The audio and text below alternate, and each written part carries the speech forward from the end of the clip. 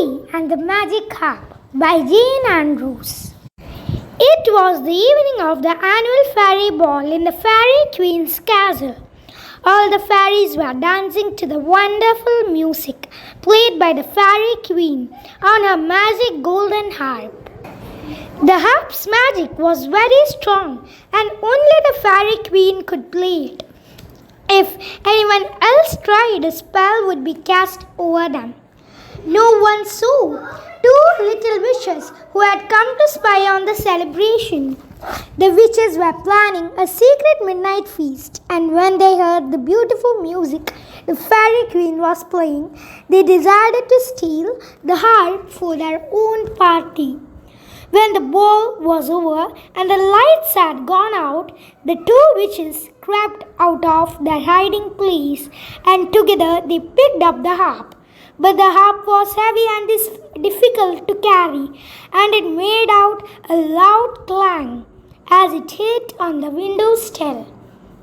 Zoe and Pep heard the noise and rushed back to the ballroom to see what had happened. "Quick," Zoe whispered as she caught sight of the witches climbing on their broomstick. "We must get the harp back." Both fairies flew out into the night as fast as they could.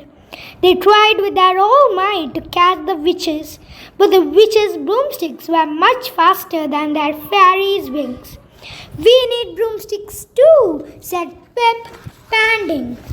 Zoe and Pip fell further and farther behind as they chased the witches to the castle, which was nestled in the dark and scary forest below.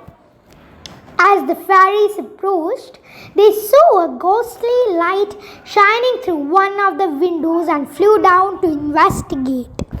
Through the window, Zoe and Pep could see all the little witches having their midnight feast.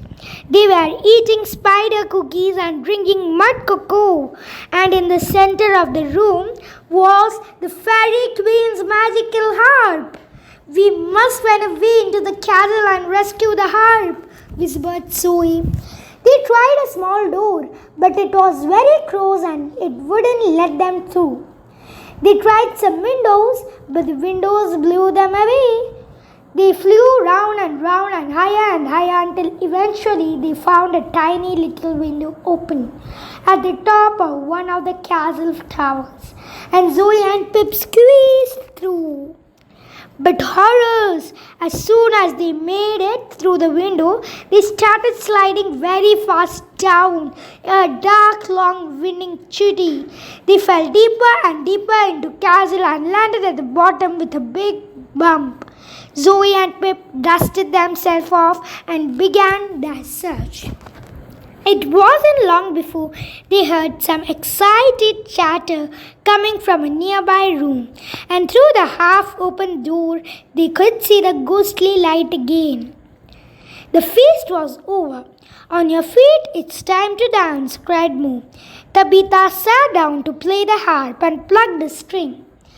With a sharp twang and a shower of sparks, the string snapped in two, and each and every little witch froze like a statue. "Quick, let's get the harp," said Pip. "No," said Zoe. "The magic has been released. We mustn't touch it. Let's go back and get the Fairy Queen." When Zoe and Pip finally arrived back at the castle, the Fairy Queen was fast asleep in her bed. They stood outside her door for some time before knocking.